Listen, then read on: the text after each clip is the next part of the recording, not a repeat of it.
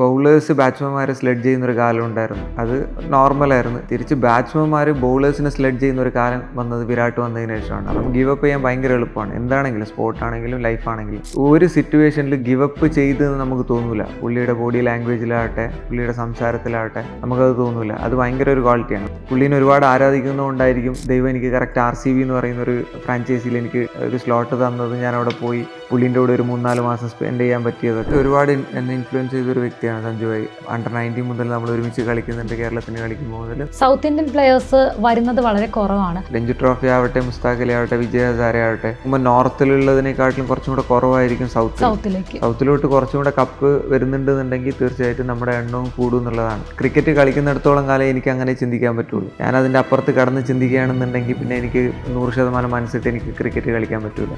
Dubai international സ്റ്റേഡിയത്തിൽ match നടക്കുകയാണ്. അപ്പം ഡഗൗട്ടിലിരിക്കുന്ന സമയത്ത് പെട്ടെന്ന് ഭയങ്കര ചീർ ചെയ്യാനും പിടിക്കാനൊക്കെ തുടങ്ങി. അപ്പോൾ ജസ്റ്റ് നമ്മൾ സ്ക്രീനിലോട്ട് നോക്കിയപ്പം സച്ചിൻ എന്ന് പറയുന്ന ആള് ഡ്രസ്സിംഗ് റൂമിൻ്റെ അകത്തുനിന്ന് ജസ്റ്റ് ഒന്ന് തലയിട്ട് ഇങ്ങനെ നോക്കിയതേ ഉള്ളൂ.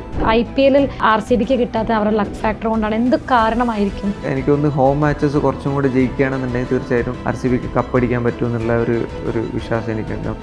മഹിബായി ഇന്ത്യക്ക് വന്ന് റെപ്രസെൻറ്റ് ചെയ്യാൻ തുടങ്ങിയപ്പോൾ മുതൽ പുള്ളി ഒരു യൂണീക്ക് സ്റ്റൈലിലാണ് കീപ്പ് ചെയ്യുക. പക്ഷേ ഭയങ്കര എഫക്റ്റീവാണ്. ബൈ ബർത്ത് തന്നെ പുള്ളി ഒരു കീപ്പിംഗ് ടാലൻറ്റഡ് ആയിട്ടുള്ള ഒരാളാണ്. നമുക്ക് മുമ്പിലുള്ള മോട്ടിവേഷൻ എന്ന് പറഞ്ഞാൽ സൂര്യകുമാർ യാദവിനെ പോലെയുള്ള ആൾക്കാരാണ്. 32ാമത്തെ വയസ്സിൽ പുള്ളി T20 ഇന്ത്യക്ക് വേണ്ടി റെപ്രസെൻറ്റ് ചെയ്തെന്ന് പറഞ്ഞു കഴിഞ്ഞാൽ അൾട്ടിമേറ്റ് ഗോൾ എന്താണെന്ന് വെച്ച് കഴിഞ്ഞാൽ ഇന്ത്യ കളിക്കുക എന്നുള്ളത് തന്നെയാണ്. പക്ഷേ അത് അത്ര എളുപ്പമാണെന്ന് വെച്ചാൽ അത്ര എളുപ്പമല്ല. പക്ഷേ ചലഞ്ച് ഏറ്റെടുക്കാൻ ഞാൻ റെഡിയാണ്. നമ്മൾ മലയാളികൾക്ക് ക്രിക്കറ്റ് ഒരു വികാരം തന്നെയാണ്. ഐ എം സോ എക്സൈറ്റഡ് ഇന്നത്തെ ഇൻ്റർവ്യൂവിൽ. കാരണം I am a cricket lover and ഇന്ന് എന്നോടൊപ്പം ഉള്ളത് ദ യങ് ക്രിക്കറ്റർ മുഹമ്മദ് അസ്രുദ്ദീനാണ്. വെൽക്കം.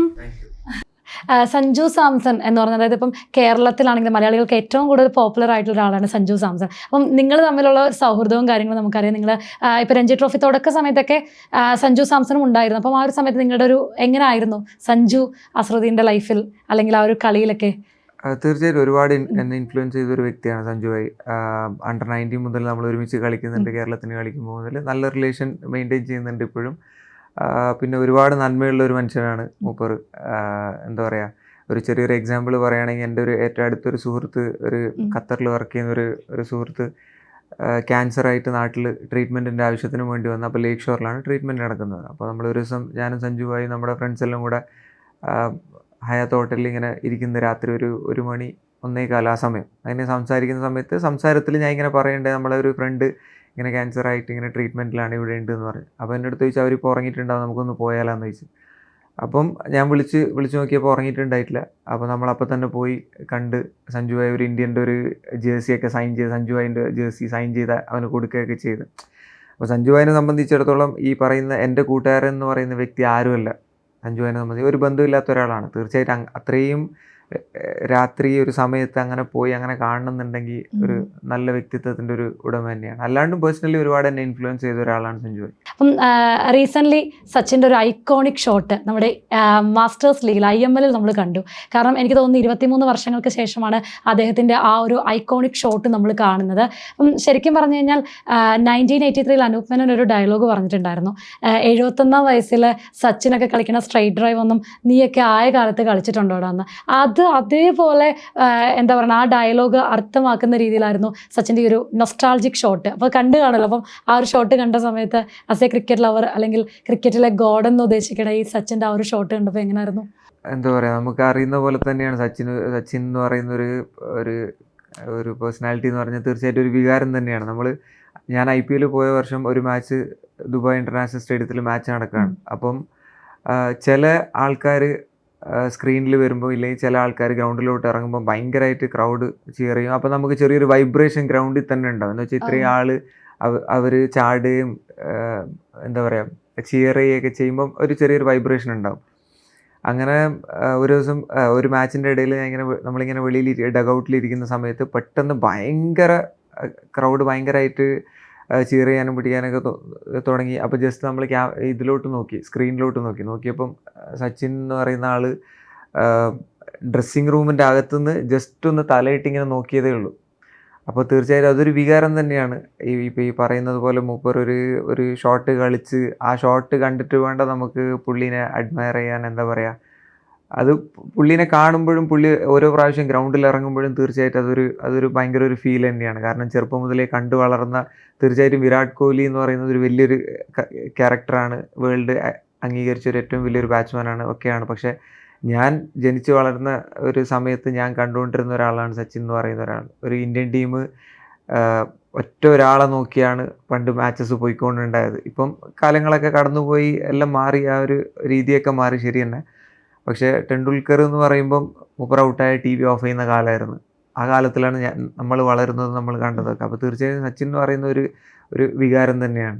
ഇപ്പൊ സച്ചിൻ വികാരമാണെന്ന് പറഞ്ഞതുപോലെ അസ്രുദ്ദീൻ ഒരാളെ ഭയങ്കര റോൾ മോഡലായിട്ട്, ഇപ്പൊ അസ്രുദ്ദീൻ്റെ നോക്കുവാണെങ്കിൽ എല്ലാത്തിലും വിരാട് കോഹ്ലി എന്നൊരു പേര് അസ്രുദ്ദീൻ ഇടയ്ക്കിടയ്ക്ക് പറയാറുണ്ട്. അപ്പം എങ്ങനെയാണ് വിരാട് കോഹ്ലിയിലേക്ക് ആ ഒരു അസ്രുദ്ദീൻ്റെ സ്നേഹം കംപ്ലീറ്റ്ലി അങ്ങോട്ടേക്ക് പോയത് എങ്ങനെയാണ്? അത് തീർച്ചയായിട്ടും എനിക്ക് തോന്നുന്നു ബൗളേഴ്സ് ബാറ്റ്സ്മാൻമാരെ സ്ലെഡ് ചെയ്യുന്നൊരു കാലം ഉണ്ടായിരുന്നു.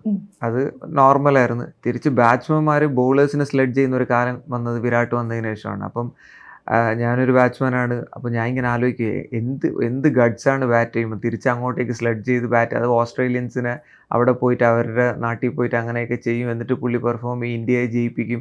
അപ്പോൾ പുള്ളിയുടെ മനസ്സിൽ എത്രത്തോളം കോൺഫിഡൻസ് ആണ് ഉള്ളത്, ഇല്ലെങ്കിൽ ഇന്ത്യനെ ഞാൻ കൊണ്ടുപോകും, കര കയറ്റുന്നുള്ള ആ ഒരു ആത്മവിശ്വാസം എന്ന് പറയുന്നത് എത്രത്തോളം ഉണ്ട്. അപ്പോൾ സ്വാഭാവികമായിട്ടും ഒരു ക്രിക്കറ്ററെ സംബന്ധിച്ചിടത്തോളം നമ്മൾ അംഗീകരിച്ച് പോകും, അറിഞ്ഞോ അറിയാണ്ട് എവിടെയൊക്കെ അംഗീകരിച്ച് പോകും.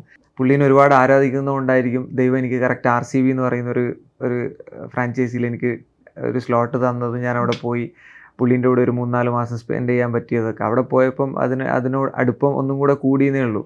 പുള്ളിയുടെ വർക്ക് എത്തിക്സ്, പുള്ളി ഗ്രൗണ്ടിൽ കൊണ്ടുവരുന്ന എനർജി, അതൊക്കെ അൺബിലീവബിൾ ആണ്. നമുക്ക് ഏതൊക്കെയാണ് ഒരു 3 ക്വാളിറ്റീസ് പെട്ടെന്ന് വിരാട് കോഹ്ലിയിൽ നിന്ന് കണ്ടത്? അതായത് സെലക്ഷൻ കിട്ടി അങ്ങോട്ടേക്ക് പോയി വിരാടുമായിട്ട് കുറച്ച് നാൾ ഉണ്ടായിരുന്നല്ലോ, ആ ഒരു സമയത്ത് ഏതെങ്കിലും 3 ക്വാളിറ്റീസ് ഏതൊക്കെയായിരുന്നു ആര് ചോദിച്ചാലും ഞാൻ ആദ്യം പുള്ളിൻ്റെ കേസിൽ പറയുന്നത്, ഇന്ന് മാച്ച് കഴിഞ്ഞാൽ പുള്ളി നാളെ രാവിലെ പുള്ളി ജിമ്മിലുണ്ടാവും. മാച്ച് നമ്മൾ നൈറ്റ് മാച്ച് ആണെങ്കിൽ മാച്ചൊക്കെ കഴിഞ്ഞ് നമ്മൾ തിരിച്ച് റൂമിലെത്തുമ്പോൾ രാത്രി 1 മണിയൊക്കെ ആവും, മീറ്റിങ്ങും കാര്യങ്ങളൊക്കെ കഴിഞ്ഞ്. പക്ഷെ പുള്ളി രാവിലെ 6 മണിക്ക് പുള്ളി ജിമ്മിലുണ്ടാവും. അതെനിക്ക് ഭയങ്കര ഒരു ക്വാളിറ്റി ആയിട്ട് തോന്നി. 2, പുള്ളി ഒരു സിറ്റുവേഷനിൽ ഗിവപ്പ് ചെയ്തെന്ന് നമുക്ക് തോന്നൂല. പുള്ളിയുടെ ബോഡി ലാംഗ്വേജിലാവട്ടെ, പുള്ളിയുടെ സംസാരത്തിലാവട്ടെ, നമുക്കത് തോന്നൂല. അത് ഭയങ്കര ഒരു ക്വാളിറ്റിയാണ്. നമുക്ക് ഗിവപ്പ് ചെയ്യാൻ ഭയങ്കര എളുപ്പമാണ്, എന്താണെങ്കിലും, സ്പോർട്ടാണെങ്കിലും ലൈഫാണെങ്കിലും.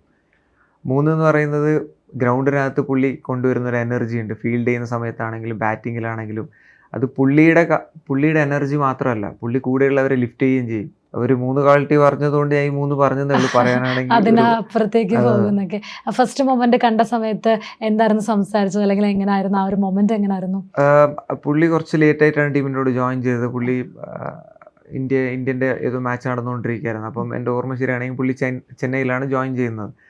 അപ്പം ജോയിൻ ചെയ്തതിന് ശേഷം നമ്മൾ ബസ്സിൽ കയറി അവസാനമാണ് പുള്ളി വന്നത്. പുള്ളി വന്ന് ഫ്രണ്ടിൽ ഇരിക്കുന്ന എല്ലാവർക്കും ഷേക്ക് ഹാൻഡ് ചെയ്ത് വന്ന് ഞാൻ ബസ്സിൻ്റെ ഏറ്റവും അവസാനം ഇരിക്കുക. അപ്പോൾ ഏറ്റവും ലാസ്റ്റ് ഞാനാണ്. അപ്പോൾ പുള്ളി ഷേക്ക് ഹാൻഡ് എന്ന് ഹഗ്ഗൊക്കെ ചെയ്ത്. അപ്പം അന്ന് ഞാൻ വിചാരിച്ചത് നമുക്കൊരു സ്വപ്നമാണോ യാഥാർത്ഥ്യമാണോ എന്നുള്ളൊരു രീതിയിലായിരുന്നു. കാരണം ഞാൻ അത്രയും മനസ്സിൽ ആരാധിക്കുന്നൊരു പേഴ്സണാലിറ്റിയാണ് പുള്ളി. പിഞ്ച് മീ എന്നൊക്കെ പറഞ്ഞ ആ ഒരു ഇത് സത്യമാണോ നടന്നതെന്നൊക്കെ അല്ലേ? അതേപോലെ ആയിപ്പോയി. ഇപ്പം പറയുകയാണെങ്കിൽ ഇപ്പം IPL മാർച്ച് 22 വരുവാണ്. ശരിക്കും പറഞ്ഞാൽ RCBയെ സംബന്ധിച്ചിടത്തോളം ഇപ്പോഴും ആ ഒരു ടീമിന് ഒരുപാട് ട്രോൾസ് ആണെങ്കിലും അല്ലെങ്കിൽ കളിയാക്കലുകളൊക്കെ സ്റ്റിൽ അവർക്ക് വരുന്ന ഒരു കാര്യം എന്ന് പറഞ്ഞാൽ ഇത്രയും നാളുകൾ കളിച്ചിട്ടും IPL ഇതുവരെ കിരീടം നേടിയില്ലല്ലോ എന്നുള്ളൊരു പറയാറുണ്ട്. ശരിക്കും പറഞ്ഞാൽ IPL ഇപ്പം RCBക്ക് കിട്ടാത്ത അവരുടെ ലക്ക് ഫാക്ടർ കൊണ്ടാണ്. എന്ത് കാരണമായിരിക്കും? തീർച്ചയായും ക്രിക്കറ്റിൽ ലക്ക് ഫാക്ടർ എന്ന് പറയുന്നത് വലിയൊരു ഘടകം തന്നെയാണ്. അപ്പം പക്ഷെ അത് ഡിപ്പെൻഡ് ചെയ്ത് നമുക്ക് ഒരിക്കലും കളിക്കാനും പറ്റില്ല, പ്രിപ്പയർ ചെയ്യാനും പറ്റില്ല. ഞാൻ മനസ്സിലാക്കിയ കാര്യം, സ്റ്റാറ്റ്സ് ഒക്കെ നോക്കിയാൽ ചിലപ്പം ഞാൻ പറയുന്നത് ശരിയാണോ എന്നറിയില്ല, എനിക്കൊന്ന് ഹോം മാച്ചസ് കുറച്ചും കൂടെ ജയിക്കുകയാണെന്നുണ്ടെങ്കിൽ തീർച്ചയായിട്ടും RCBക്ക് കപ്പടിക്കാൻ പറ്റും എന്നുള്ള ഒരു വിശ്വാസം എനിക്കുണ്ട്. നമ്മൾ ബാക്കിയുള്ള ടീംസൊക്കെ ഹോം മാച്ചസിനെ ഡിപ്പെൻഡ് ചെയ്തിട്ടാണ് അവർ നോക്കൗട്ട്സും ബാക്കിയുള്ള കാര്യങ്ങളൊക്കെ പ്ലാൻ ചെയ്യുന്നത്. അപ്പം നമുക്ക് ഹോം മാച്ചസ് ഒരു തിരിച്ചടി ആവുന്നുണ്ടോ എന്നുള്ളൊരു സംശയം എനിക്കുണ്ട്. നമ്മൾ സ്റ്റാറ്റ്സ് നോക്കണം. കാരണം ഇത്രയും വർഷം കൊണ്ട് എത്ര മാച്ച് അവർ ഇവിടെ കളിച്ചിട്ട് ചിന്നസ്വാമിയിൽ കളിച്ചിട്ടുണ്ട്, ജയിച്ചതിൻ്റെ പേഴ്സൻറ്റേജ് എങ്ങനെയാണെന്ന് നോക്കുകയാണെങ്കിൽ കുറച്ചും കൂടെ നമുക്കറിയാൻ പറ്റും. അപ്പം എൻ്റെ ഒരു ഇതിൽ ഹോം മാച്ചസ് കുറച്ചും കൂടെ ജയിക്കുകയാണെന്നുണ്ടെങ്കിൽ തീർച്ചയായിട്ടും കപ്പ് എന്നുള്ളത് എത്തും എന്നുള്ളത് തന്നെ. പിന്നെ ഈ വർഷം നോക്കുമ്പം ഉള്ളത് പറയുകയാണെങ്കിൽ ഈ വർഷം കുറച്ചുകൂടെ കോമ്പിനേഷൻ കുറച്ചുകൂടെ ബെറ്ററാണ്. ടീം എടുത്തേക്കുന്ന രീതിയിൽ കുറച്ചുകൂടെ ബെറ്റർ കോമ്പിനേഷനാണ്. ഡെത്ത് ബൗളിങ്ങിലാണെങ്കിലും പിന്നെ മിഡ് ഓവേഴ്സിൽ എറിയാനുള്ള സ്പിന്നേഴ്സ് ആണെങ്കിലും അത്യാവശ്യം നല്ല ബാറ്റിംഗ് ഡിപ്പാർട്ട്മെൻറ്റുമാണ്. ഏറ്റവും സന്തോഷമുള്ളൊരു കാര്യം എന്ന് പറയുന്നത് ഇപ്രാവശ്യത്തെ RCBൻ്റെ ക്യാപ്റ്റനാണ് രജത് പട്ടിദാർ എന്ന് പറഞ്ഞാൽ. ഞാനും രജത്തും കൂടെ ഒരുമിച്ചാണ് RCBയിൽ 2021 ഒരുമിച്ചാണ് ജോയിൻ ചെയ്തത്. അപ്പോൾ രജത്തിൻ്റെയും ഫസ്റ്റ് ഇയറാണ്, എൻ്റെയും ഫസ്റ്റ് ഇയറാണ്. അവിടുന്ന് ഇന്ന് വരെ രജത്തായിട്ട് നല്ല റിലേഷൻഷിപ്പ് മെയിൻറ്റെയിൻ ചെയ്യുന്നുണ്ട്. അവൻ്റെ ഗ്രോത്ത് എന്താ പറയുക, വന്ന RCBയിൽ എൻ്റെ കൂടെ ഒരു ന്യൂ കമ്മറായിട്ട് വന്നിട്ടുണ്ടായ ഒരു ഗ്രോത്ത് തീർച്ചയായിട്ടും ഒരുപാട് സന്തോഷമുള്ള കാര്യമാണ്. ഈ പറയുന്ന പോലെ തന്നെ ഒരുപാട് ലെഗ് ഫാക്ടേഴ്സ് ഉണ്ടായിരുന്നു. കഴിഞ്ഞതിൻ്റെ മുമ്പത്തെ വർഷം അവൻ അൺസോൾഡ് ആയതാണ് ഓപ്ഷനിൽ. തിരിച്ച് ഒരു ഇഞ്ചുറി, ഒരു 6 മാച്ച് കഴിഞ്ഞപ്പോൾ ഏതൊരു പ്ലെയർ ഇഞ്ചുറി ആയി റീപ്ലേസ്മെൻറ്റ് വന്ന് കളിച്ച ആദ്യ മാച്ച് തന്നെ 100 അടിച്ച് അവിടെ തൊട്ട് ലൈഫ് ചേഞ്ച് ആയി, കരിയർ ചേഞ്ച് ആയി. അപ്പോൾ തീർച്ചയായും ലെഗ് ഫാക്ടർ ഉണ്ടായിരുന്നു, പക്ഷെ അത് എങ്ങനെ യൂസ് ചെയ്തു എന്നുള്ളതാണ് ഏറ്റവും ഇമ്പോർട്ടൻറ്റ്. ഇത്തവണ IPL RCB കൊണ്ടുപോകുകയാണെങ്കിൽ, കിരീടം നേടുകയാണെങ്കിൽ തീർച്ചയായും അത് കോഹ്ലിയുടെ ലൈഫിലൊരു മൈൽ സ്റ്റോൺ കൂടി ആയിരിക്കും അല്ലേ? തീർച്ചയായും ഏത് കപ്പാണെങ്കിലും അതൊരു മൈൽ സ്റ്റോൺ ആണ്. പിന്നെ വിരാട് എനിക്ക് തോന്നുന്നു ഫസ്റ്റ് IPL എഡിഷൻ മുതൽ ഈ എഡിഷൻ വരെ RCBക്കും വേണ്ടിയിട്ടാണ് കളിച്ചത്. വേറെ ഒരു ഫ്രാഞ്ചൈസിക്കും കളിച്ചിട്ടില്ല, വേറൊരു പ്ലെയറും ഇല്ലാന്ന് തോന്നുന്നു. വിരാട് മാത്രമേ ഉള്ളൂ എന്ന് തോന്നുന്നു. അപ്പം അതുമാണ്. അപ്പോൾ ഇമോഷണലി പുള്ളി ഒരുപാട് അറ്റാച്ച്ഡ് ആണ് ഈ ഫ്രാഞ്ചൈസി ആയിട്ട്. അപ്പം ഒരു കപ്പ് പുള്ളിയുടെ റിട്ടയർമെന്റിന് മുമ്പ് വേണമെന്ന് തന്നെയാണ് നമുക്ക് പൂർണ്ണതയ്ക്കും അതൊരു. അതെ. പുള്ളി എനിക്ക് ഇപ്പം വേൾഡ് കപ്പ് അടിച്ച് ബാക്കിയുള്ള കപ്പൊക്കെ അടിക്കുമ്പോൾ പുള്ളി ടീമിലുണ്ട്. ചാമ്പ്യൻസ് ട്രോഫി അടിച്ചപ്പോൾ ടീമിലുണ്ടായിരുന്നു, എല്ലാം ഉണ്ടായിരുന്നു. അപ്പോൾ ഒരു IPLും കൂടെ ഉണ്ടെങ്കിൽ. ചാമ്പ്യൻസ് ട്രോഫിയിൽ ഫൈനലിലേക്ക് പോയത് ഇന്ത്യ ഓസ്ട്രേലിയയെ തോൽപ്പിച്ചുകൊണ്ടാണ് ഇന്ത്യ എത്തുന്നത്. അതുപോലെ തന്നെ സൗത്ത് ആഫ്രിക്കനെ തോൽപ്പിച്ചുകൊണ്ട് ന്യൂസിലൻഡുമാണ് ഫൈനലിലേക്ക് വന്നത്. ഈ ഒരു സമയത്ത്, അതായത് ഫൈനലിലേക്ക് പോകുന്ന ആ ഒരു മൊമെന്റ്, ഓസ്ട്രേലിയ ആണ് വൻ കോമ്പറ്റീഷൻ ആയിരുന്നു. അങ്ങനെ നമ്മൾ ഫൈനലിലേക്ക് കടന്നു. ആ ഒരു സമയത്ത് തന്നെയാണ് ഓസ്ട്രേലിയൻ താരമായിട്ടുള്ള സ്റ്റീവ് സ്മിത്തിൻ്റെ ഒരു വിരമിക്കൽ പ്രഖ്യാപിച്ചത്. ശരിക്കും തോൽവിയെ അംഗീകരിക്കാനുള്ളൊരു മടിയോ എന്തുകൊണ്ടായിരിക്കും പെട്ടെന്നുള്ള ഒരു വിരമിക്കൽ സ്റ്റീവ് സ്മിത്തിൻ്റെ ഭാഗത്തുനിന്ന് ഉണ്ടായതെന്ന് എങ്ങനെയായിരിക്കും അസ്രുദ്ദീൻ അതിനെ? എനിക്ക് തോന്നുന്നു ഓസ്ട്രേലിയൻസിൻ്റെ ഒരു മെൻറ്റാലിറ്റിയെ കുറച്ച് ഡിഫറെൻ്റ് ആണ്. അപ്പം ഇപ്പോൾ റീസെൻ്റ് ആയിട്ട് ഒരു വീഡിയോ കണ്ടപ്പോൾ ഗിൽക്രിസ്റ്റിൻ്റെ അടുത്ത് ചോദിക്കുന്നത് എന്തുകൊണ്ടാണ് റിട്ടയർ ചെയ്തതെന്ന് ചോദിക്കുന്നു. പെട്ടെന്ന് സഡൻ ആയിട്ടുള്ളൊരു റിട്ടയർമെൻറ്റാണ്, എന്തുകൊണ്ടാണ് ചെയ്തതെന്ന് ചോദിച്ചപ്പോൾ ഗിൽക്രിസ്റ്റ് പറഞ്ഞത് ഇങ്ങനെയാണ്: ഒരു ടെസ്റ്റ് മാച്ചിൽ ഒരു ക്യാച്ച് ഡ്രോപ്പ് ചെയ്യുന്ന ഗിൽക്രിസ്റ്റ് ക്യാച്ച് ഡ്രോപ്പ് ചെയ്തപ്പോൾ ഭയങ്കര സിമ്പിൾ ക്യാച്ച് ആയിരുന്നു. എൻ്റെ ഇത് ശരിയാണെങ്കിൽ ബ്രെറ്റ്ലീൻ്റെ ബോളിലാണ് ക്യാച്ച് ഡ്രോപ്പ് ആവുന്നത്. നേരെ വന്നൊരു ക്യാച്ച് ഡ്രോപ്പ് ചെയ്ത് അപ്പോൾ തന്നെ തിരിഞ്ഞ് ഹേഡൻ്റെ അടുത്ത് പറഞ്ഞത്, സ്ലിപ്പിൽ നിൽക്കുന്ന ഹേഡൻ്റെ അടുത്ത് പറഞ്ഞത്, ഐ എം ഡൺ, ഞാൻ ഈ മാച്ചും കൂടെ കഴിഞ്ഞ് ഞാൻ റിട്ടയർ ചെയ്യും. കാരണം അതെന്തോ എനിക്കെന്തോ ജഡ്ജ്മെൻ്റ് എന്തോ ശരിയായിട്ടില്ല എന്നുള്ളതാണ്. അപ്പം നമ്മൾ ആലോചിക്കുമ്പോൾ ഭയങ്കര ചെറിയൊരു കാര്യമാണ് ഒരു ക്യാച്ച് ഡ്രോപ്പ്. ക്രിക്കറ്റിൽ എത്ര നല്ല ഫീൽഡർ എന്ന് പറഞ്ഞാൽ നമ്മുടെ കയ്യിൽ നിന്ന് ക്യാച്ച് പോകും എന്നുള്ളതാണ്. അപ്പം ഇങ്ങനൊരു കാരണം കൊണ്ട് നമ്മൾ ഇൻ്റർനാഷണൽ ക്രിക്കറ്റിൽ നിന്ന് റിട്ടയർ ചെയ്യുമോ നമ്മൾ ആലോചിച്ച് പോകും. അപ്പം എന്നെ സംബന്ധിച്ചിടത്തോളം ഞാൻ പറയുന്നത് അവരുടെ ഒരു മെൻറ്റാലിറ്റിയെ കുറച്ച് ഡിഫറെൻ്റ് ആണ്. അപ്പം അവർക്കൊരു പക്ഷേ അവർ 3 ഫോർമാറ്റും വർഷങ്ങളായിട്ട് കളിക്കുന്ന ആൾക്കാരാണ്, ഒരുപാട് ഫ്രാഞ്ചൈസി ക്രിക്കറ്റ് കളിക്കുന്ന ആൾക്കാരാണ്. അപ്പോൾ അവർക്ക് തോന്നിക്കാണും ഏതെങ്കിലും ഒരു ഫോർമാറ്റിൽ നിന്ന് റിട്ടയർ ചെയ്യാമെന്ന് തോന്നിക്കാണും. അപ്പോൾ ചാമ്പ്യൻസ് ട്രോഫി എന്ന് പറഞ്ഞാൽ നല്ല വലിയൊരു ടൂർണമെൻറ്റാണ്, ഇതുകൂടെ കഴിഞ്ഞിട്ട് റിട്ടയർ ചെയ്യാമെന്ന് തോന്നിക്കാണും, അതുകൊണ്ട് ചെയ്തതായിരിക്കാം. അതുപോലെ തന്നെ ഇപ്പം ഒരുപാട് പ്ലെയേഴ്സിനെ എടുത്ത് നോക്കുകയാണെങ്കിൽ ഇപ്പം സൗത്ത് ഇന്ത്യൻ പ്ലെയേഴ്സ് വരുന്നത് വളരെ കുറവാണ്. അപ്പം ശരിക്കും പറഞ്ഞാൽ ആലോചിക്കുകയാണെങ്കിൽ പ്ലെയേഴ്സ് ഒരുപാട് ഉണ്ടെങ്കിലും നമുക്ക് സൗത്ത് ഇന്ത്യയിൽ നിന്ന് ഒരു പ്ലെയർ എന്ന് പറയാനൊക്കെ വെരി റെയർ ചാൻസസാണ് നമുക്ക് കിട്ടാറ്. ശരിക്കും എന്തായിരിക്കും സൗത്തിലേക്ക് വരുമ്പോൾ പ്ലെയേഴ്സിൻ്റെ എണ്ണത്തിലൊരു കുറവ്, അല്ലെങ്കിൽ അങ്ങനൊരു ഇത് വരാൻ കാരണം എന്തായിരിക്കും? എനിക്ക് തോന്നുന്നു കുറച്ചും കൂടെ കപ്പ്, രഞ്ജി ട്രോഫി ആവട്ടെ, മുസ്താഖ് അലി ആവട്ടെ, വിജയ് ഹസാരെ ആവട്ടെ, നിങ്ങൾ ചോദിച്ചു വെച്ച് നോക്കുമ്പോൾ നോർത്തിലുള്ളതിനെക്കാട്ടിലും കുറച്ചും കൂടെ കുറവായിരിക്കും സൗത്തിലോട്ട് കുറച്ചും കൂടെ കപ്പ് വരുന്നുണ്ടെന്നുണ്ടെങ്കിൽ തീർച്ചയായിട്ടും നമ്മുടെ എണ്ണവും കൂടും എന്നുള്ളതാണ്. അങ്ങനെ ക്രിക്കറ്റ് കളിക്കുന്നിടത്തോളം കാലം എനിക്ക് അങ്ങനെ ചിന്തിക്കാൻ പറ്റുള്ളൂ. ഞാനതിൻ്റെ അപ്പുറത്ത് കടന്ന് ചിന്തിക്കുകയാണെന്നുണ്ടെങ്കിൽ പിന്നെ എനിക്ക് 100% മനസ്സിട്ട് എനിക്ക് ക്രിക്കറ്റ് കളിക്കാൻ പറ്റില്ല. തീർച്ചയായിട്ടും ഞാനും ആഗ്രഹിക്കുന്ന ഇന്ത്യ കളിക്കണം എന്നുള്ളത് തന്നെയാണ്. പക്ഷേ നമ്മളത് വേറെ രീതിയിൽ ചിന്തിക്കാൻ തുടങ്ങിക്കഴിഞ്ഞാൽ അതൊരു നല്ല മോട്ടിവേഷൻ ആയിരിക്കുമല്ലോ നമുക്ക്. കപ്പ് കൂടുതൽ കൊണ്ടുവരുമ്പോൾ തീർച്ചയായിട്ടും ഓട്ടോമാറ്റിക്കായിട്ട് നമ്മുടെ കൂടുതൽ പ്ലേയേഴ്സ് ഇന്ത്യ റെപ്രസെൻ്റ് ചെയ്യുന്ന തന്നെയാണ് പ്രതീക്ഷ. ഇപ്പം നമ്മുടെയൊക്കെ നാട്ടിലെ കാര്യമൊക്കെ ആലോചിക്കുകയാണെങ്കിൽ ഇപ്പം ക്രിക്കറ്റ് കളിയൊക്കെ ഇപ്പം പ്രൊഫഷനായിട്ട് കൊണ്ടുവരുന്നതിന് മുന്നൊരു കാലമുണ്ട്. കാരണം ഏതൊരാൾക്കാരും ബാറ്റൊക്കെ എടുത്ത് നാട്ടിൻപുറത്തേക്ക് അല്ലെങ്കിൽ നാട്ടിലൊക്കെ കളിച്ച് നടക്കുന്ന ഒരു ഗ്യാങ് ഓഫ് ആൾക്കാർ, ഇപ്പം 7 സഹോദരന്മാരുള്ള ആ ഒരു വീട്ടിൽ നിന്നാണ് വരുന്നതും. അപ്പം ശരിക്കും പറഞ്ഞു കഴിഞ്ഞാൽ അസ്രുദ്ദീൻ്റെ ചെറുപ്പകാലത്ത് ഈ ഒരു ക്രിക്കറ്റ് കളി എങ്ങനെയായിരുന്നു? ആ ഒരു ഗ്യാങ് ഓഫ് ആൾക്കാർ, നിങ്ങളുടെ ആ ഒരു ക്രിക്കറ്റ് കളിയൊക്കെ എങ്ങനെയായിരുന്നു? നമ്മുടെ ഒരു ഗ്യാങ് ഉണ്ടായിരുന്നു. നമ്മൾ ഇത്രയുള്ള പിള്ളേരെന്നെല്ലാം കൂടെ ചേർന്നൊരു പേരൊക്കെ ഇട്ട് ഇമ്രാൻ എന്ന് പറഞ്ഞിട്ടൊരു ക്ലബിന് പേരൊക്കെ ഇട്ട് നമ്മൾ ഈ ടെന്നീസ് ബോൾ ടൂർണമെൻറ്റ്സിനൊക്കെ പോയി കളിക്കുകയൊക്കെ ചെയ്യുക. അതിൽ കുറച്ച് പേരുണ്ട്, ആഷിഖ്, സാദിഖ്, പിന്നെ ഒരു അസു എന്ന് പറയുന്ന ഒരു ഫ്രണ്ട്, കബ്ഷീർ, സാബിത്ത്, ഇങ്ങനെ കുറച്ച് ആൾക്കാരുണ്ട്. അപ്പോൾ നമ്മളെല്ലാം കൂടെ എന്താ പറയുക, ഒരു വീടിൻ്റെ മുറ്റത്ത് ഗ്രൗണ്ട് ഷോട്ട് ചെറിയൊരു ഡിസ്റ്റൻസിൽ അവിടെ മാച്ചസ് ഒക്കെ കളിക്കുക. എല്ലാ ദിവസവും കളിയുണ്ട്. ഒരു ദിവസം പോലും കളി മിസ്സാവില്ല. മഴക്കാലം വരുമ്പോൾ ഫുട്ബോളിലോട്ട് പോകും. നമ്മളവിടെ അത്യാവശ്യം എല്ലാ കളിയും കളിക്കും. വോളിബോൾ കളിക്കുന്നുണ്ട്. അപ്പോൾ ആ സമയമാകുമ്പോൾ അങ്ങോട്ടേക്ക് പോകും. ഫുട്ബോൾ ആകുമ്പോൾ ഇങ്ങോട്ട് വരും. ക്രിക്കറ്റ് ആകുമ്പോൾ ഇങ്ങോട്ട്. ക്രിക്കറ്റാണ് ഏറ്റവും കൂടുതൽ. പക്ഷേ മഴയ്ക്ക് നമുക്ക് കളിക്കാൻ പറ്റില്ല എന്നുള്ളൊരു പ്രശ്നം മാത്രമേ ഉള്ളൂ. അപ്പോൾ ടെന്നീസ് ബോളിൽ കൂടുതൽ മാച്ചസ് കളിക്കും. ഉള്ള ടൂർണമെൻറ്റ്സിനെല്ലാം പോകും. ക്ലാസ് കട്ട് ചെയ്ത് കളി കാണാൻ പോകും. അങ്ങനെ ക്ലാസ് കട്ട് ചെയ്ത് കളി കാണാനൊക്കെ പോയി ഏട്ടൻ പിടിച്ച് തെങ്ങിനൊക്കെ കെട്ടിയിട്ടുണ്ട്. അങ്ങനത്തെയൊക്കെ സമയം ഉണ്ടായിട്ടുണ്ട്. പക്ഷെ അത് അവർ ഇപ്പോഴും പറയും, അന്ന് നിനക്കുണ്ടായ താല്പര്യമാണ് തീർച്ചയായും നിന്നെ ഇന്ന് ഇവിടെ എന്ന് വെച്ചാൽ നീ ഇപ്പം കേരളത്തിന് കളിക്കാനോ ഇല്ലെങ്കിൽ ഒരു IPL കളിക്കാനോ നീ ഒരു കാരണമായിട്ട് തീർച്ചയായും നിന്റെ ആ ഒരു താല്പര്യം തന്നെയാണെന്ന് പറയും. പക്ഷെ അന്നൊരു വിഷമമായ ഒരു കേസാണ്. ക്ലാസ് കട്ട് ചെയ്ത് മുനിസിപ്പൽ സ്റ്റേഡിയത്തിൽ ക്രിക്കറ്റിന് വേണ്ടി ക്രിക്കറ്റുകൾ തരുന്നൊരു റിലാക്സേഷൻ എങ്ങനെയാണെന്ന് ചോദിച്ചാൽ ക്രിക്കറ്റുകൾ തരുന്നൊരു ഫുൾഫിൽമെന്റ് ഉണ്ടല്ലോ, ഭയങ്കര ഒരു സാറ്റിസ്ഫാക്ഷൻ ഉണ്ടല്ലോ, അത് എങ്ങനെയാണെന്ന് ചോദിച്ചാൽ എങ്ങനെയായിരിക്കും? നമുക്ക് രണ്ട് കാര്യമുണ്ട്. ഞാൻ കഴിഞ്ഞൊരു ഇന്റർവ്യൂവിൽ സംസാരിച്ചപ്പോൾ ഞാൻ പറഞ്ഞു, നമുക്ക് ഹാപ്പി ആയിരിക്കാം, നമുക്ക് സാറ്റിസ്ഫൈഡ് ആയി ഇരിക്കാം. അപ്പം ഹാപ്പിനെസ് എന്ന് പറയുന്നത് തീർച്ചയായും നമ്മൾ എന്തെങ്കിലും ഒരു കാര്യം ചെയ്യുമ്പോൾ ഒരു ജനറലായിട്ട് കിട്ടുന്ന ഒരു കാര്യമാണ്. സാറ്റിസ്ഫാക്ഷൻ എന്ന് പറഞ്ഞു കഴിഞ്ഞാൽ നമുക്ക് ഇഷ്ടപ്പെട്ട ഒരു കാര്യം നമ്മളതിനെ അധ്വാനിച്ച് നമ്മളത് എയിം ചെയ്ത് നമ്മളവിടെ എത്തി നമുക്ക് കിട്ടുന്നൊരു സാറ്റിസ്ഫാക്ഷൻ ഉണ്ട്. അപ്പോൾ തീർച്ചയായിട്ടും ക്രിക്കറ്റ് കളിച്ച് നമ്മളൊരു കേരളത്തിനെ ജയിപ്പിക്കുമ്പോൾ ഇല്ലെങ്കിൽ നമ്മൾ കോൺട്രിബ്യൂട്ട് ചെയ്യുമ്പോൾ നമുക്ക് കിട്ടുന്ന സാറ്റിസ്ഫാക്ഷനാണ്. അത് ഭയങ്കര ഫീലാണ്. അത് വാക്കുകൊണ്ട് പറഞ്ഞാൽ തീരൂല. ഇപ്പൊ ക്രിക്കറ്റിലേക്ക് ഇറങ്ങി പ്രൊഫഷനായി, അപ്പം ഇതിൽ ഏറ്റവും കൂടുതൽ എയിം ചെയ്യുന്നത് എന്തായിരിക്കും? ഏതൊരു മാച്ചോ അല്ലെങ്കിൽ എന്തായിരിക്കും ഒരു ഡ്രീം എന്നൊക്കെ പറയുന്നത്? ഒരു മാച്ച് ഇന്ത്യക്ക് വേണ്ടി കളിക്കുക, ഇന്ത്യൻ്റെ ജേഴ്സിയിൽ ഒരു മാച്ച് കളിക്കുക എന്നുള്ളത് തന്നെയാണ് തീർച്ചയായിട്ടും എയിം ചെയ്യുന്നത്. അപ്പം നമുക്ക് മുമ്പിലുള്ള മോട്ടിവേഷൻ എന്ന് പറഞ്ഞാൽ സൂര്യകുമാർ യാദവിനെ പോലെയുള്ള ആൾക്കാരാണ്. 32ാമത്തെ വയസ്സിൽ പുള്ളി T20 ഇന്ത്യക്കും വേണ്ടി റെപ്രസെൻറ്റ് ചെയ്തെന്ന് പറഞ്ഞു കഴിഞ്ഞാൽ തീർച്ചയായിട്ടും അത് പുള്ളീനെ നമ്മൾ അംഗീകരിക്കേണ്ട ഒരു കാര്യം തന്നെയാണ്. അപ്പം അൾട്ടിമേറ്റ് ഗോൾ എന്താണെന്ന് വെച്ച് കഴിഞ്ഞാൽ ഇന്ത്യ കളിക്കുക എന്നുള്ളത് തന്നെയാണ്. പക്ഷേ അത് അത്ര എളുപ്പമാണെന്ന് ചോദിച്ചാൽ അത്ര എളുപ്പമല്ല. പക്ഷേ ചലഞ്ച് ഏറ്റെടുക്കാൻ ഞാൻ റെഡിയാണ്. ഇപ്പം നമ്മുടെ സഞ്ജു സാംസൺ ആണെങ്കിലും ധോണി ആണെങ്കിലും ഒക്കെ വിക്കറ്റ് കീപ്പർ ബാറ്റ്സ്മാൻ ആണ്. അസ്രുദ്ദീനും അതെ.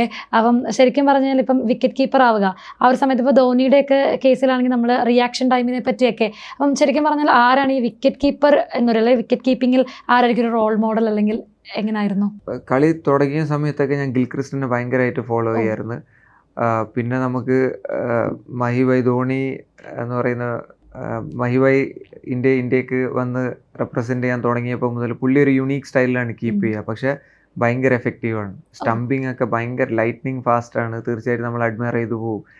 അപ്പം ഒരു സ്റ്റേജ് കഴിഞ്ഞപ്പോൾ തീർച്ചയായിട്ടും ധോണി എന്നുള്ള ഇതിലോട്ട് വന്ന്, കാരണം കീപ്പിങ് പുള്ളി ഒരുപാട് ഇൻ്റർവ്യൂസിലൊക്കെ പറഞ്ഞിട്ടുണ്ട്, ഞാൻ കീപ്പിങ് പ്രാക്ടീസ് ഒന്നും ചെയ്യൂല, മാച്ചിൽ മാത്രമേ കീപ്പ് ചെയ്യുള്ളൂ. അപ്പോൾ പിന്നെ പുള്ളി ഒരു ബൈ ബർത്ത് തന്നെ പുള്ളി ഒരു കീപ്പിംഗ് ടാലൻറ്റഡ് ആയിട്ടുള്ള ഒരാളാണ്. അപ്പം അങ്ങനെയൊക്കെ കണ്ടപ്പോൾ പിന്നെ ധോണിയായി ഒരു role model, wicket keeper role model എന്ന് പറയാൻ. ഇപ്പോൾ ഫാമിലിയുടെ ഒക്കെ ഭാഗത്തു നിന്നുള്ള സപ്പോർട്ട് കാര്യങ്ങൾ, ഇപ്പം ക്രിക്കറ്റിലേക്ക് പോകുന്ന അല്ലെങ്കിൽ അതൊരു പ്രൊഫഷനായിട്ടൊക്കെ എടുക്കുന്ന സമയത്ത് പാഷൻ ഉണ്ട്, അതോടൊപ്പം തന്നെ ഇപ്പോൾ പേരൻസ് ഒക്കെ ആണെങ്കിലും വേറെ ജോലിയെ പറ്റിയൊക്കെ സംസാരിച്ച് തുടങ്ങിയിരിക്കാം. ആ ഒരു സമയത്തോ അല്ലെങ്കിൽ എങ്ങനെയായിരുന്നു ഫാമിലിയുടെ അല്ലെങ്കിൽ ചേട്ടന്മാരുടെ ഒക്കെ ഭാഗത്തു നിന്നുള്ള, നീ ഇത് തന്നെ കണ്ടിന്യൂ ചെയ്താണ് നിൻ്റെ പ്രൊഫഷൻ എന്ന് പറഞ്ഞിരുന്നോ? ഇല്ല, അങ്ങനെ പറയാനൊരു റെസ്ട്രിക്ഷൻ ആദ്യം ഉണ്ടായിട്ടില്ല. ക്രിക്കറ്റ് കളിക്കുന്നതെന്ന് പറയുമ്പോൾ എല്ലാവർക്കും ഹാപ്പിയാണ്, പോയി കളിച്ചു എന്നുള്ള രീതിയായിരുന്നു. പിന്നെ അതിനൊരു പ്രൊഫഷനാക്കി എടുത്തതാണോ എന്ന് ചോദിച്ചാൽ എടുത്തതല്ല. അത് ദൈവത്തിൻ്റെ ഒരു നിമിത്തങ്ങളായിരുന്നു. ഒരു വഴി ഇങ്ങനെ ഒരു നിമിത്തം പോലെ വന്ന് പിന്നെ അതൊരു പ്രൊഫഷനായിട്ട് മാറുകയാണ് ചെയ്തത്. പ്രഷർ ഒരു സമയത്തും പ്രഷർ ഉണ്ടായിട്ടില്ല. ക്രിക്കറ്റ് കളിക്കുന്നത് കൊണ്ട് നിൻ്റെ ലൈഫ് സ്പോയിലായി പോകുന്നോ ഇല്ലെങ്കിൽ നീ ഇത് കളിക്കരുതെന്നോ ഒരു പ്രാവശ്യം പോലും ഈ ഇത്രയും വർഷത്തിൻ്റെ ഇടയിൽ എൻ്റെ വീട്ടിൽ നിന്ന് ഒരാൾ പോലും പറഞ്ഞിട്ടുണ്ടാവില്ല. പകരം ഒരു 80 റൺ അടിച്ച് അത് എനിക്കൊരു 120 ആക്കായിരുന്നു, ഇല്ലെങ്കിൽ ഒരു 120 അടിച്ച് അതൊരു 160 ആക്കായിരുന്നു. അങ്ങനെ അല്ലാണ്ട് വേറെ ഒരു റെസ്ട്രിക്ഷൻ ഒരിക്കലും ഉണ്ടായിട്ടില്ല. ഇപ്പോൾ ക്രിക്കറ്റ് കളിക്കുക അല്ലെങ്കിൽ ഏതൊരു സ്പോർട്ടിൻ്റെ ഒരു കാര്യം എന്ന് പറഞ്ഞാൽ ഡെഡിക്കേഷൻ, പേഷ്യൻസ്, ഇതൊക്കെ ഏറ്റവും കൂടുതൽ വേണം. നമ്മളിപ്പം ഗ്രൗണ്ടിലേക്ക് ഇറങ്ങുന്ന സമയത്താണെങ്കിലും ഈ മാച്ച് നടന്നുകൊണ്ടിരിക്കുന്ന ആ ഒരു സമയത്തൊക്കെ എന്തായിരിക്കും ഒരു ഫീല്, അല്ലെങ്കിൽ എങ്ങനെയായിരിക്കും ആ ഒരു ഗ്രൗണ്ടിൽ അസ്രുദ്ദീൻ എങ്ങനെ ആയിരിക്കും? മാച്ച് സ്റ്റാർട്ട് ചെയ്ത് കഴിഞ്ഞ് കഴിഞ്ഞാൽ നമ്മൾ തുടക്കത്തിൽ തീർച്ചയായും നമ്മൾ കുറച്ച് കോൺഷ്യസ് ആയിരിക്കും.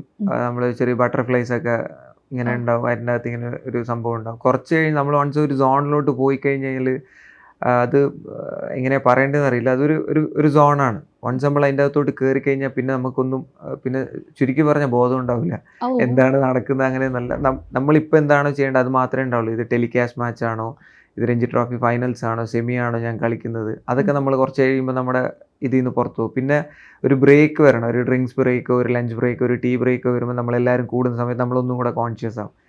തിരിച്ച് നമ്മളെ ഫീൽഡിലോട്ട് പോകുന്ന സമയത്ത് ഒരു ചെറിയൊരു സമയം 1-2 ഓവേഴ്സ് കഴിഞ്ഞാൽ പിന്നെയും നമ്മളെ സോണിലോട്ട് പോകും. അപ്പോൾ അങ്ങനെയാണ് ഒരു സംഭവം. കോൺഷ്യസ് ആയിട്ട് നമ്മൾ ഇങ്ങനെ ചെയ്യാം അങ്ങനെ ചെയ്യണം അങ്ങനത്തെ ഒരു സംഭവമില്ല. ഒരു സോണിൽ നിന്നുകൊണ്ടാണ് ഇതെല്ലാം ചെയ്യുന്നത്. ഇപ്പം മാച്ച് കളിക്കുന്ന ഒരു അശ്രുതീനം ഉണ്ട്, അതുപോലെ തന്നെ വേറെ മാച്ചുകളൊക്കെ കാണുന്ന ഒരു അശ്രുതീനം ഉണ്ടല്ലോ. അപ്പം ശരിക്കും പറഞ്ഞാൽ ഈ രണ്ട് ഡിഫറൻസ് ചോദിക്കുകയാണെങ്കിൽ എങ്ങനെയായിരിക്കും? മാച്ച് കളിക്കുമ്പോൾ ഈ പറഞ്ഞ പോലെ നമ്മളൊരു സോണിൽ നിന്ന് കളിക്കും എന്നുള്ളത്. മാച്ച് കാണുന്ന സമയത്ത് ആരുടെ മാച്ചാണോ കാണുന്നത് ആ പൊസിഷനിൽ ഞാനായിരുന്നെങ്കിൽ ഞാൻ എന്തൊക്കെ ചെയ്യുന്നുള്ളത് കോൺഷ്യസ് ആയിട്ട് ചെയ്യുന്ന ഒരു ആൻസർ. അപ്പം രണ്ട് ഡിഫറൻസ് ആണ്. ഇതുവരെ കണ്ടതിൽ ഏറ്റവും ടെൻഷൻ അടിച്ച് അല്ലെങ്കിൽ ഏറ്റവും ഭയങ്കര ക്യൂരിയസ് ആയിട്ട് ഇരുന്ന് അങ്ങനെ കണ്ടൊരു മാച്ച് ഏതാന്ന് ചോദിച്ചാൽ ഏതായിരുന്നു? 2011 world cup final India Sri Lanka match. തീർച്ചയായും അത് ഇരുന്ന് ഞാൻ നാട്ടിലായിരുന്നു. നമ്മുടെ ക്ലബ്ബ് ടാസ് ആൻഡ് ടീസ് എന്ന് പറയുന്ന ക്ലബ്ബിൽ മറ്റേ പ്രൊജക്ടറൊക്കെ ഇട്ട് അങ്ങനെയൊക്കെ മാച്ച് കാണായിരുന്നു. അത് ഭയങ്കര മാച്ചായിരുന്നു. ബാങ്ക് കൊടുക്കുന്ന സമയമാകുമ്പം TV ഓഫ് ചെയ്യും. കാരണം പിന്നെ നിസ്കരിച്ച് കഴിഞ്ഞിട്ട് നമ്മൾ കളി കാണുള്ളൂ. അങ്ങനെ ബാങ്ക് കൊടുത്ത് ഓഫ് ചെയ്ത് പെട്ടെന്ന് പോയി നിസ്കരിച്ച് എല്ലാവരും തിരിച്ച് വെച്ച് നോക്കിയപ്പോൾ എൻ്റെ ഓർമ്മ ശരിയാണെങ്കിൽ വിരാട് എന്തോ ഔട്ടായി ആ സമയം കൊണ്ട്. പിന്നെ അവിടെ ഇരുന്ന് മൊത്തം കണ്ട് അത് ഭയങ്കര ഒരു ടെൻഷൻ അടിച്ച് ഭയങ്കര ഫീലിലിരുന്ന് കണ്ട മാച്ചാണ്. ഇപ്പം 90s കിഡ്സിൻ്റെ ഒക്കെ ആണെങ്കിലും ഒരു നൊസ്റ്റാൾജിക് ആണെങ്കിൽ ഒരുമിച്ചിരുന്ന് മാച്ച് കാണുക. ഇപ്പോഴൊക്കെ ആണെങ്കിലും ഒരുപാട് ഇപ്പം 2Ksൻ്റെ കാര്യം പറയുകയാണെങ്കിൽ ഇപ്പം വേറെ കുറേ ഓൺലൈൻ ഗെയിമുകളൊക്കെ അവർ കൂടുതൽ ഫോക്കസ് ചെയ്യുന്നു. അപ്പം അവർക്ക് ഈ നൊസ്റ്റാൾജിയ ശരിക്കും പറഞ്ഞാൽ അങ്ങ് പൊയ്ക്കൊണ്ടിരിക്കുകയാണ്. ശരിക്കും പറഞ്ഞാൽ 90s ആ ഒരു കാലഘട്ടത്തിൽ ആലോചിക്കുകയാണെങ്കിൽ അവർ ആ ഒരു ഇതിൽ നിന്നുകൊണ്ട് ഇന്നത്തെ കുട്ടികളോട് പറയാനാണ് എങ്ങനെയായിരിക്കും ക്രിക്കറ്റിൻ്റെ ഒരു ഇമ്പോർട്ടൻസ്, അല്ലെങ്കിൽ ക്രിക്കറ്റിൻ്റെ ഈ ഒരു ഒരുമിച്ചിരുന്ന് ക്രിക്കറ്റ് കാണുന്ന ആ ഒരു ഫീലൊക്കെ? നമ്മൾ ഇപ്പം 90s കിഡ്സ് ആണെങ്കിൽ നമ്മൾ തീർച്ചയായിട്ടും നമ്മൾ പറയും ആ കാലഘട്ടമായിരുന്നു ഏറ്റവും നല്ലത്, എല്ലാവരും കൂടിയിരുന്ന് കണ്ടുപിടിച്ചെന്നൊക്കെ പറയും. പക്ഷേ ഇന്നത്തെ ക്രിക്കറ്റും ഡിഫറെൻ്റ് ആണ്, ഇന്നത്തെ ജനറേഷനും ഡിഫറെൻ്റ് ആണ്, അവരുടെ മൈൻഡ് സെറ്റും ഡിഫറെൻ്റ് ആണ്. അപ്പം ഇന്നത്തെ ആൾക്കാർക്ക് കൂടുതൽ ഒരു വട്ടം കൂടിയിരുന്ന് കളി കാണുന്നതിനോടൊന്നും താല്പര്യമില്ല. അപ്പം കൂടിയിരുന്ന് അതിൻ്റേതായ അഡ്വാൻറ്റേജ് ഉണ്ട്. കാരണം ഓരോരുത്തരുടെ ഐഡിയാസ് അവരിങ്ങനെ സംസാരിച്ചുകൊണ്ടിരിക്കും. അപ്പം ഒരു ടേബിളിൽ 10 ഐഡിയാസ് വന്ന് വീഴും. നമുക്ക് വേണ്ടത് നമുക്ക് എടുക്കാം. അപ്പോൾ ഒറ്റയ്ക്കിരുന്ന് കാണുമ്പോൾ ഇതൊന്നുമില്ല. ഞാനും എൻ്റെ ബ്രെയിനും കളിയും മാത്രമേ നമ്മൾ കാണുന്നുള്ളൂ. ഒരു 4 പേര് ഇരുന്ന് കാണുകയാണെങ്കിൽ അവർ കുറച്ചുകൂടെ ബെറ്റർ ആയിട്ട് ചെയ്യാമായിരുന്നു, ഇങ്ങനെ ചെയ്യാമായിരുന്നു, അങ്ങനെ ചെയ്യാമായിരുന്നു എന്ന് ഞാൻ പറയാം. അപ്പോൾ ഇവനൊരു ഐഡിയ പറയാം, അവനൊരു ഐഡിയ പറയാം. അവൻ പറയുന്ന ഐഡിയ ആയിരിക്കും എനിക്ക് കറക്റ്റായിട്ട് തോന്നുന്നത്. അപ്പോൾ എന്ന് പറയുന്ന പോലെ ഒരുമിച്ചിരുന്ന് കാണുന്ന ഒരു ഫീലൊക്കെ നല്ല ഫീലാണ്. പക്ഷേ ഇന്നത്തെ ജനറേഷൻ അതിനോട് അത്രയും ഒരു താല്പര്യം കാണിക്കുന്നില്ല എന്നുള്ളതാണ്. ഇത്തവണത്തെ IPL നമുക്ക് അശ്രുതീനെ പ്രതീക്ഷിക്കാമോ? ഇതുവരെ ഇല്ല. പിന്നെ ഒന്നും പറയാൻ പറ്റില്ല. ഞാൻ ഒരിക്കലും ഇല്ല എന്ന് പറയില്ല. കാരണം എല്ലാം ഗോഡ്സ് പ്ലാൻ ആണ്. അപ്പം ഒരിക്കലും ഞാൻ ഇല്ല എന്ന് ഒരിക്കലും പറയില്ല. ഫൈനൽ ലിസ്റ്റ് ഒക്കെ ഓക്കെ ആയിരിക്കുവാണോ? ഇനിയും അപ്ഡേഷൻസ്? ടീമൊക്കെ ഓക്കെയാണ്. ഇനി എന്തെങ്കിലും റീപ്ലേസ്മെന്റ് എന്തെങ്കിലും ഉണ്ടെങ്കിലേ ഉള്ളൂ. എന്തായാലും ആ പ്രതീക്ഷയോടെ തന്നെ ഞങ്ങൾ ഇരിക്കുന്നു. അശ്രുതീൻ IPL വരുന്ന ആ ഒരു പ്രതീക്ഷയോടെ തന്നെ ഞങ്ങൾ ഇരിക്കുകയാണ്. ഇനി താങ്ക് യു സോ മച്ച്. എല്ലാവിധ ഇപ്പോൾ ക്രിക്കറ്റിലാണെങ്കിലും ഇതൊരു പ്രൊഫഷനായിട്ട് ഏറ്റെടുത്തിരിക്കുകയാണ്. ഇതിലെല്ലാവിധ സക്സസ്സും നാളെ ഇപ്പോൾ പറഞ്ഞ പോലെ തന്നെ ആ ഒരു ഡ്രീമൊക്കെ അച്ചീവ് ചെയ്യാൻ വേണ്ടിയിട്ട് അശ്രുതീന് സാധിക്കട്ടെ എന്ന് ആശംസിക്കുന്നു. Thank you.